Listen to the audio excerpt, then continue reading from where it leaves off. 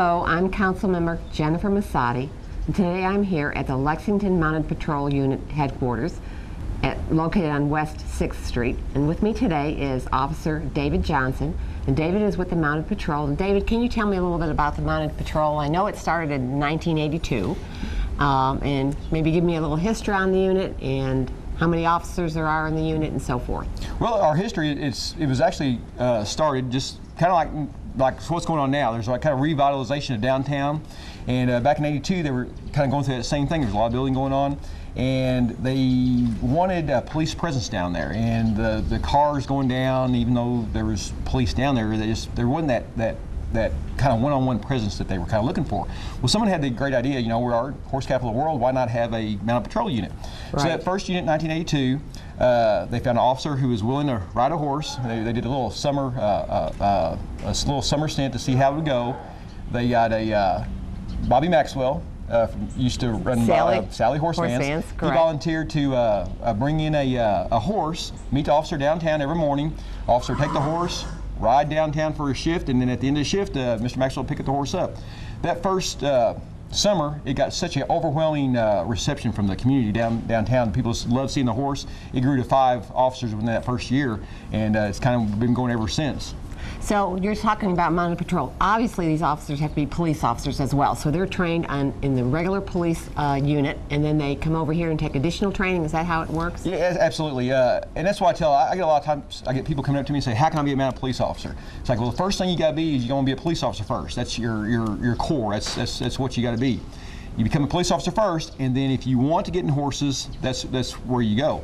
You mentioned the word presence of mind. What kind of a horse do you have to have in order to deal with this type of thing? Because you're out in an environment where there's loud noises, there could be an accident at any time, you know, horn is beeping, all kinds of different distractions. Obviously, you have to have a horse that is calm and quiet, and you know, that to me is huge. So tell me about the kind of horses you have here and what kind of horses, what kind of training you have to give them. We look for special horses. The horses we look for here have to be able to put up with a lot, like you say. And Rookie's yelling right now, he wants to go show what he can do. Yeah, the horse we're looking for really a nice temperament as far as being calm and being able to accept what we're putting them through. All our training starts out very slow. We use positive reinforcement training. As a trainer, if I'm working the horse, I do something to get that horse hurt, I'm breaking that bond. I'm showing him, oh, I thought I was going to get hurt, I was scared of that, and you just proved it to me. So we started out very slow and introducing them. And basically, I talk about a bubble system. We start out their bubble being very small, being the indoor riding arena. And I do a lot with that horse in there where he feels that's safe. And then I expand it to the park nearby, and then I expand it to the city streets nearby, and then I expand it to downtown. Our bubble begins bigger and bigger and bigger, and eventually it's a whole Fayette County. Right. But I can always go back. I can always go back to that safe spot where he knows he's safe and work back out. As far as so it's a natural horsemanship type exactly. training. Exactly. We moved to that about 12 years ago, that type of philosophy, and ever since then our accidents went way down as far as officers getting injured. Our horses we used to have old horses that could do a lot of things. Well, now we have younger horses that can do, like instead of having a horse, well, yeah, he can do it because he's been working for 10 years. We have a horse like Rookie, a 4-year-old, that's within 6 months, 8 months, he's doing stuff that older horses were doing.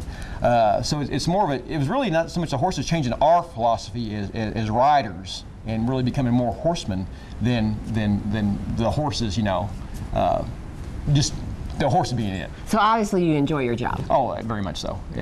Greatest job in the world. Well, that's great, and we really appreciate you working for us in the city, and I think, as you mentioned, as being the horse capital of the world, we're so fortunate to be able to have this unit, and hopefully we'll continue to do so. I think you said at one point there was 8 officers full-time? The most we ever had was 10, and 10, that was back in the And now early we have 90s. How many? And right now we have 5 full-time, and we have 1 officer. It's a part-time rider with us. I'd like to continue this interview with an officer that just has decided to come over from the regular unit, and he's been here about 5 months. And Sergeant Eckert, if you would join me. Hi, Sergeant. How are you? How are you doing? Tell me why you decided to come over to the Mounted Patrol after being, how long have you been a regular police officer? I've been with the force now 14 years. So 14 years, and you decided you want to come over and be in Mounted Patrol. And tell me why, and tell me what kind of a horse background you have. Well, don't have a whole lot of horse background. I really wanted to come over to the mounted unit because it's something that I've really wanted to do throughout my career. It's just like Officer Johnson said, it was difficult to actually get in because people get here, they like it so much that they just don't leave. So when it was very difficult to do so. When I had the horse background, I didn't have very much. I had maybe 2 years working in the stables and moving some horses around. I rode, for pleasure on trail rides and stuff like that, but never in this kind of a setting. And so I really, really wanted to come over and try to get a little bit more and kind of improve that, but it always has appealed to me. So what have you had to do to prepare to come over here to be a mounted patrol officer? Well, we do a lot of training. We go through a 10-week training course once we get into the unit, but our training always continues. There's a basic that we build the basis for natural horsemanship, and we do a lot of different kind of programs, but most of it is that. I mean, we go with the Pirelli and try to work with that as well, the groundwork, and get the horses to trust us, and then we work into the riding. But like I said, it's a 10-week training program to start off, but it never stops. I mean, training always continues. I'm very familiar with natural horsemanship, and I think I'm a believer in it because it does mutual respect for you and the horse, and it takes away that fear. Right, yeah. For sure. Well, and it's us and the horse working together as a team, as opposed to just kind of just using an animal for a task. We're working together as a team. The horse trusts us. We trust the horse. Develop a bond. And we develop a bond. That's correct. And so when you're downtown and someone's blowing that horn, or you're at UK games and somebody's throwing some kind of a firecracker or whatever, how do you deal with situations like that? Well, we just have to remain calm in that situation because the horse can feed off your emotions as well, and he ends up trusting us when we ask him to do something then because we've developed that bond. So once we do that, and we're asking him to go in those situations, and we're asking him to deal with those situations where horses are naturally flight animals. If we can get him to trust us, then they'll just stand right where we need them to stand. Now, every horse is different. They all have a different personality. Sometimes they have good days like people, and sometimes they have bad days. What specific breed do you look for as far as a typical horse to work here? The kind of breed of horse that we have in the barn now are Percheron thoroughbred crosses. Now, we do have one full-bred Percheron, but we look for one with a good, solid, mild temper, one that's not real flighty. I mean, I'd venture to say that if a lot of the horses that we try to bring in as police horses, they usually wash out in our training program, and we put them through a really rigorous testing process to make sure that they can handle the horns beeping, the jackhammers going, the big cement concrete trucks going down the street. Sure. There's a lot of stuff that we do to make sure that they can adapt to those situations before we even get them out on the street. As Officer Johnson said, we start off with a small bubble and work it out until they get accepting of all of it. And if they can handle that, then they're definitely fit to be a police horse. And I've seen these horses, and they're not small horses. What's the average size of these horses? Our average size has went to, I think it would probably be about 16'3" hands tall. Now, our biggest horse is 18'1". They're big. Yeah, they're big. I know that. They're very big, yes. And I know. And they have to have a presence, obviously. The 18'1" guy is about 6'3", 6'4" at the withers. So, I mean, he's a pretty tall fella. You need a stepladder to get on him, don't you? Yeah, you definitely need a mounting block for sure. Are you enjoying yourself here? Oh, yes. And it is one of the best jobs that I've ever had. I mean, it really is a good job. Well, I do appreciate your service, and thank you so much for being here today. You're welcome. Thank you. What we're going to do next is we're going to look at Officer Johnson working with Rookie, a 4-year-old Percheron thoroughbred cross, and doing some groundwork just to let you know some of the exercises that the horses have to work with, and how the officer works with him to get him relaxed and get him trained so he can participate in all different kinds of aspects of crowd control, working with people in different situations and different locations. So Rookie here is 4 years old, and he's really a cool horse. We actually got him from Asbury, so he's got a really good foundation. It's Asbury police mounts. They train mounts with the idea of selling them to police departments. And we've had Rookie now since, I believe, May, and he's really doing good. Like I say, he had a lot of this stuff I'm showing you. he has a foundation of that. When he was, when they first got him, he was a yearling, so they've worked with him through all this stuff, which makes my job so much easier and transitioning quicker to going out. Yeah, he's a 4-year-old, so he's still playful and he's still 4 years old.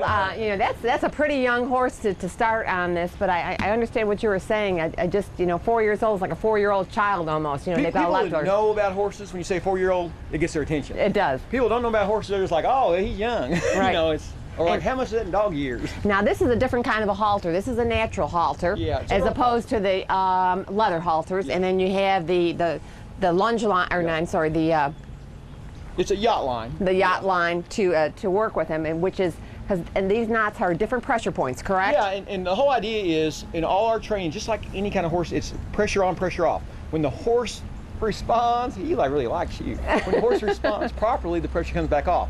So what I do is I start something like on this tarp with him. And so what I'm going to do is I'm going to, well, he... Good morning. I'm going to have to pry him off you. He's like, she likes me better than you. So what I'm going to do is just give him a suggestion to go on this tarp here. I want to get him in mode here. So I'm giving him just a little pressure where I want him to go. I'm going to swing this a little bit to get him off that shoulder off. And allow, as soon as he goes where he wants to go, I take the pressure right back off. So I give him a direction to go. I put a little pressure, and I add a little pressure with the with my stick and string here to allow him to go. Now he's as long as he's doing a positive thing, like checking out what I want, I let him go. I'm going to ask him to back up here and go right back up to what I'm asked, the scary thing or whatever. That didn't seem too scary for him. A lot of horses, that'd be a big deal. That'd be the noise, the rattling, the color. What we want all our horses, we want to be able to walk on whatever we tell them to walk on. Does that mean we're going to necessarily put them on a piece of plastic? No. But if I need to perform a police function, have to go somewhere where we don't normally go, I have to know that horse is going to do it. So a lot of times with our training too, I give him a break when he does what I want. And on that tarps I want, so I just leave him alone. I just leave him, yeah, he can check it out, he can play with it. And this is where the 4-year comes in, he just wants to play with it and see what's going on. So but at least he's not afraid of it, and that's exactly. the key. It's kind of making it where it's a game. Now, did he do this probably when he first started? No, he was probably a little leery. But as long as he's making that forward progress, I take the pressure right back off. And the only time I put pressure on is when he can handle it. When I know he's ready for that pressure.